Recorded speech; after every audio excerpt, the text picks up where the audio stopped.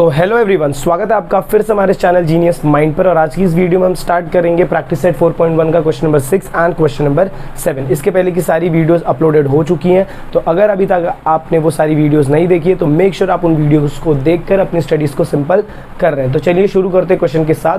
Question में देखो क्या बोला। अच्छा, ये जो क्वेश्चन ये पूरे प्रैक्टिस सेट का बेस्ट क्वेश्चन है, क्योंकि इसमें प्रैक्टिस सेट में जो भी सारी चीज़ें यूज़ हुई हैं वो सारा इस क्वेश्चन में पूछा गया। तो अगर कोई बंदा है जिसको पूरा प्रैक्टिस सेट नहीं करना तो वो सिर्फ ये क्वेश्चन करेगा और इसका प्रैक्टिस सेट डन हो जाएगा। देखिए क्या बोला है। Tiptop electronics supplied an AC of 1.5 ton to a company. इसका तो हमारा कुछ काम नहीं है। Cost of the AC is 51,200 with GST. With GST आपको अभी बताया था। विथ जीएसटी जो भी वैल्यू होती है उसे आप क्या लिखते हो, अमाउंट। तो यहाँ पर इसको मार्क करने का और क्या लिखने का, अमाउंट। ऐसे क्वेश्चन पेपर में करने का।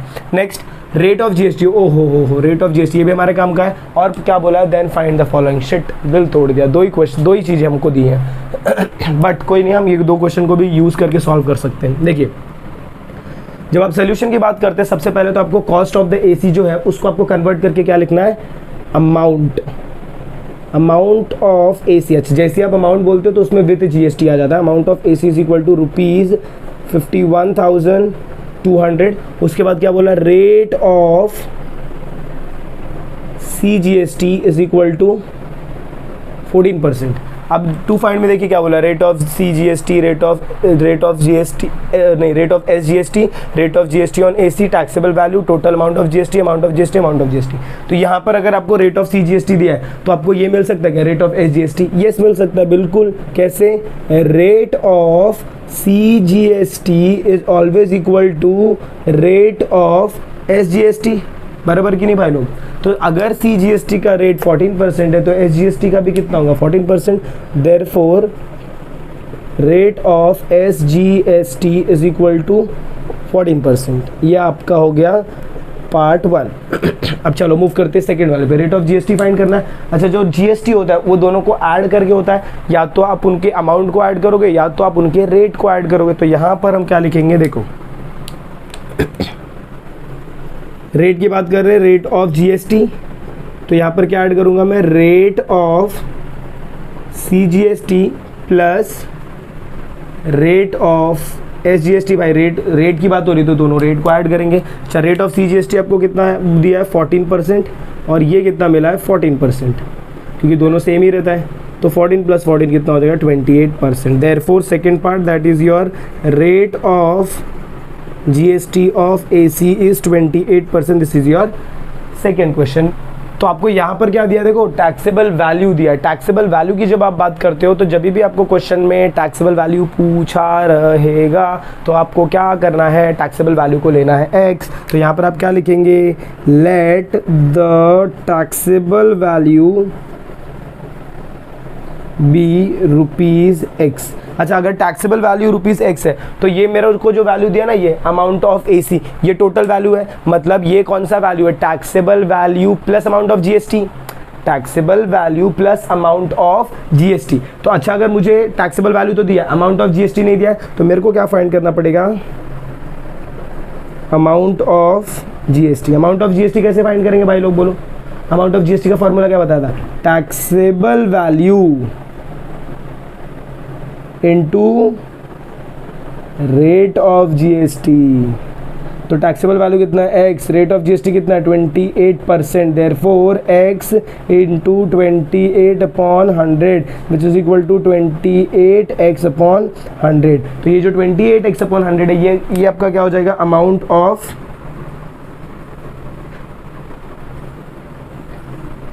ये हो जाएगा आपका अमाउंट ऑफ GST। अच्छा, अमाउंट ऑफ GST। अब मैं यहाँ पर कौन सा एक नेक्स्ट वैल्यू यूज़ कर सकता हूँ, किसको, इसको यूज़ कर सकता हूँ। डायरेक्टली क्यों नहीं यूज़ किया, क्योंकि वहाँ पर जब भी देखो ये हो जाएगा मेरा अमाउंट ऑफ AC, मतलब ये अमाउंट ऑफ कस्टमर है। Amount of AC is equal to amount of AC का जब अमाउंट, टोटल अमाउंट दिया रहेगा। अब ये अमाउंट विथ GST है तो यहाँ पर आप क्या लिखोगे, विथ GST जो भी रहता है उसमें होता है taxable value. Taxable value plus amount of GST। अच्छा, इसमें ना आपको टैक्सेबल वैल्यू तो मिल गया था बट ये अमाउंट ऑफ GST नहीं मिला था, तो ये मैंने फाइंड आउट किया है। चलिए यहाँ पर देखिए, जब भी अमाउंट ऑफ AC की बात करेंगे तो अमाउंट ऑफ AC आपको कितना दिया है, 51,200 is equal to taxable value आपको कितना है, x, तो यहाँ पर क्या लिखेंगे x plus rate amount of GST कितना मिल गया अभी देखो 28x अपॉन 100। जब आप इसको फर्दर सॉल्व आउट करेंगे तो वैल्यू कितना होगा 51200 इज इक्वल टू ये इधर मल्टीप्लाई होगा तो ये हो जाएगा 100x plus 28x divided by 100। Further solve out करेंगे तो ये 100 इधर आएगा तो कितना होगा 512, यहाँ पर पहले से 00 तो 100 लिखूंगा, वापस ये 100 और इधर आएगा। देखिए क्या क्या, छोड़ो ऐसे लिखते हैं 0 इंटू 100 इज इक्वल टू यहाँ पर कितना होगा 128x। जब आप इसको फर्दर सॉल्व करेंगे तो 512 फिर into 100 upon 128 is equal to your x। अब इसको सॉल्व करो, 128 को जब आप मल्टीप्लाई करोगे तो आपको 512 कब मिलता है वो आपको चेकआउट करना। देखो यहाँ पर कितना है 12 है और यहाँ पर कितना है 51, तो 12 के टेबल में 51 आता है क्या, 12 5 60 होता है, तो 12 4 जा, तो 128 को 4 से मल्टीप्लाई कर दें, 8 4 जा 32, 3 कैरेट, 4 2 जा 8, 8 प्लस 3 11 1 1, 4 1 जा 4 1 5, तो 128 1 जा 128 4 जा, तो ये वैल्यू कितना हो जाएगा 4 into 100 is equal to your x, therefore x is equal to 40,000 rupees. अच्छा x आपका 40,000 आ गया, इसका मतलब क्या, देयरफॉर ये टैक्सेबल वैल्यू मिल गया आपको,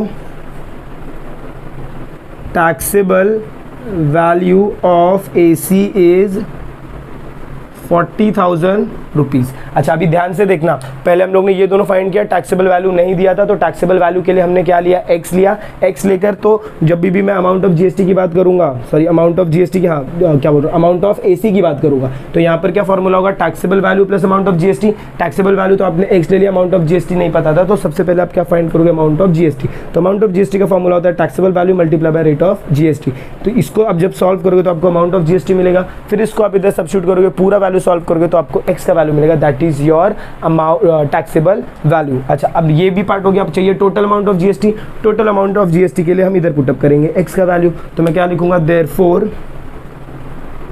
amount of GST is equal to 28x upon 100 दिया है, तो 28 लिखूंगा, x की जगह क्या लिखूंगा, x का वैल्यू कितना है 40,000, तो यहाँ पर रखूंगा 40,000 अपॉन 100, 0 0 कैंसिल हो जाएगा, तो ये होगा 28 इंटू 400, 2 0 जाएगा ना, तो 400 बचेगा। अब 28 को आप मल्टीप्लाई करो 4 से, तो 8 4 जा 32, 3 कैरेट, 4 2 जा 8, 8 प्लस 3 11 1 1 2 00 3, हाँ तो ये कितना हो जाएगा 11,200, ये आपका क्या हो जाएगा, अमाउंट ऑफ जीएसटी। तो यहाँ पर आप क्या लिखेंगे, therefore amount of GST is equal to 11,200 rupees. अब आपको क्या फाइंड करना है, amount of CGST and SGST। अब ये तो आपके लिए सिंपल हो जाएगा, CGST और SGST क्या होता है, हाफ ऑफ GST होता है, तो यहाँ पर आप क्या लिखेंगे, therefore amount of CGST is equal to half of amount of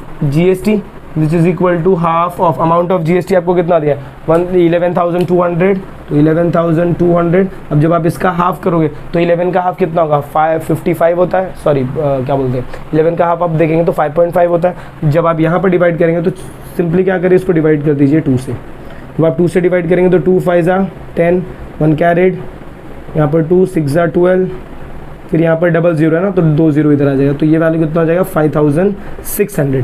5,600 अगर आप देखेंगे तो ये किसका हो गया, अमाउंट ऑफ CGST। अच्छा अमाउंट ऑफ CGST अगर 5,600 है, therefore amount of CGST is equal to amount of SGST, therefore amount of SGST is equal to 5,600 rupees. यहाँ पर भी आपको क्या लिखना है, रुपीज़।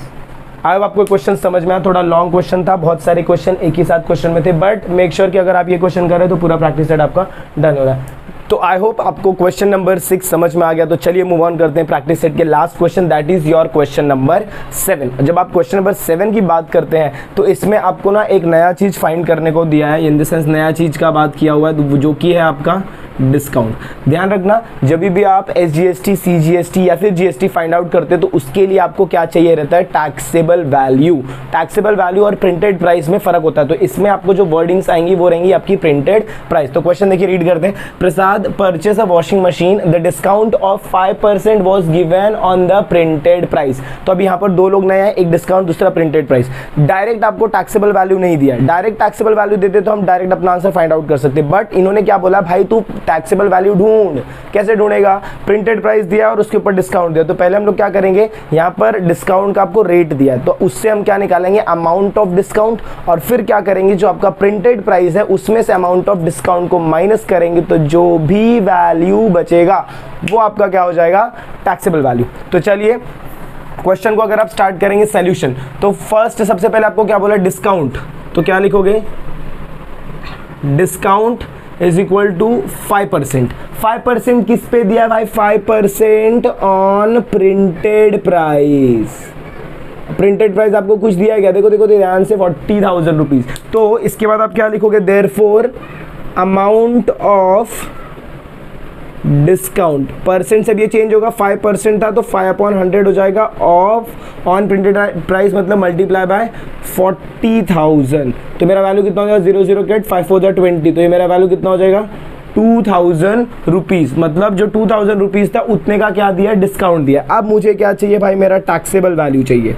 तो टैक्सेबल वैल्यू के लिए मैं क्या करूंगा, टैक्सेबल वैल्यू आपको फाइंड भी क्या करना है, परचेज प्राइस फाइंड करना। ध्यान रखना, परचेज प्राइस का मतलब होता है amount for the customer. Amount for the customer का मतलब है टैक्सेबल वैल्यू प्लस GST। इसके पहले वाले सब में आपको बताया मैंने कि जब भी अमाउंट फॉर द कस्टमर बोला कि मतलब कस्टमर को कितना प्राइस पड़ेगा, उसके लिए हमेशा आप क्या करते हो, अमाउंट जो भी आपका टैक्सेबल वैल्यू रहता है उसके अंदर आप GST ऐड करके बताते हो, और GST के लिए आपको कौन चाहिए, टैक्सेबल वैल्यू चाहिए। तो टैक्सेबल वैल्यू आप कैसे निकालोगे, जो भी आपका प्रिंटेड प्राइस है भाई, printed price minus amount of discount, मतलब डिस्काउंट कितने रुपीस का दिया हुआ है। तो प्रिंटेड प्राइस मेरा कितना था, 40,000 माइनस 2000 का मेरा क्या हो जाएगा, डिस्काउंट। जब मैं माइनस करूंगा तो वैल्यू कितना हो जाएगा, 38,000 हो जाएगा। तो टैक्सेबल वैल्यू मेरा कितना आ गया,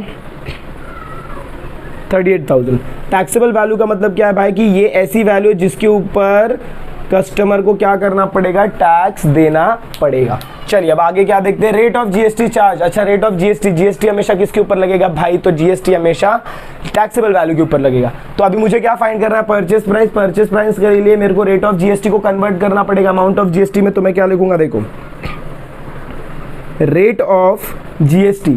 रेट ऑफ GST कितना दिया भाई आपको, इधर कितना दिया, देखो 28% दिया, rate of GST 28%। Therefore amount of GST is equal to 28% of, 28% किसका, टैक्सेबल वैल्यू का, 28% ऑफ टैक्सेबल वैल्यू। अच्छा, 28% को आप क्या लिख सकते हो, 28/100, ऑफ का मतलब मल्टीप्लाई, टैक्सेबल वैल्यू कितना है, 38,000,000 गायब हो जाएगा, तो ये हो जाएगा 28 मल्टीप्लाई बाय 380। इसको मल्टीप्लाई करोगे तो आपको आपका क्या मिलेगा, टैक्सेबल वैल्यू। देखो कैसे मिलेगा, 380 इंटू 28 करो, 0 हटा दो, खाली इसको मल्टीप्लाई करो, 8 8 64, 6 कैरेट, 8 3 24, 24 प्लस 6 कितना हो जाएगा आपका 30, फिर क्रॉस मल्टीप्लाई 2 16 6 1 3 2 6 1 7, ये हो जाएगा 4, ये हो जाएगा 6 और 7 प्लस 3 10, तो आपका वैल्यू कितना होगा 1064 और बाजू में एक 0 रुपीस। ये आपका क्या हो गया,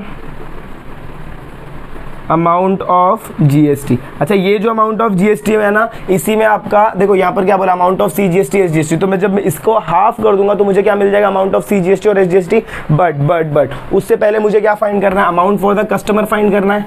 तो अभी नेक्स्ट स्टेटमेंट मेरा क्या होगा, देखो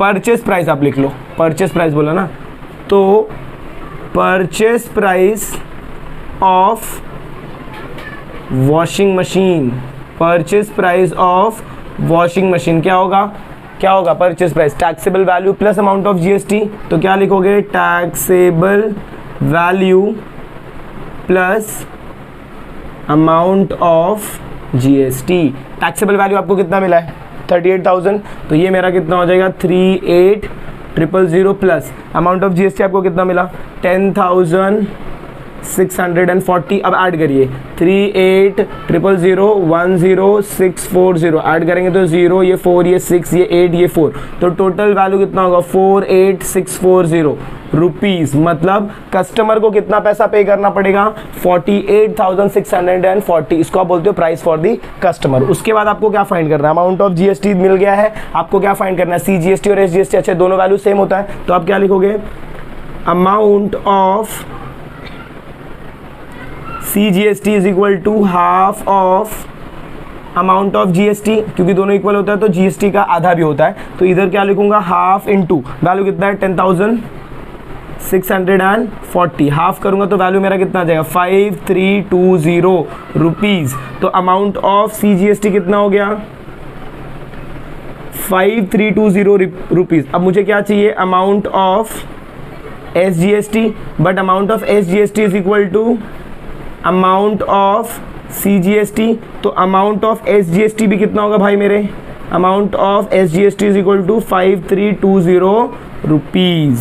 ये हो गए आपके तीनों स्टेटमेंट। पहला स्टेटमेंट आपका ये purchase price of washing machine that is your 48,640, उसके बाद आपका आता है amount of CGST and amount of SGST। I hope आपको ये क्वेश्चन समझ में आए। तो अगर आपको वीडियो पसंद आई और अगर आपको ऐसा लग रहा है कि जैसे यहाँ पर कुछ इंटरेस्टिंग चल रहा है तो मेक श्योर आप अपने फ्रेंड्स को वीडियो ज़्यादा से ज़्यादा शेयर कर रहे हैं। चैनल पर रहे तो चैनल को सब्सक्राइब करना ना भूलें। मिलते हैं अगली वीडियो में, तब तक के लिए have a good day and take care.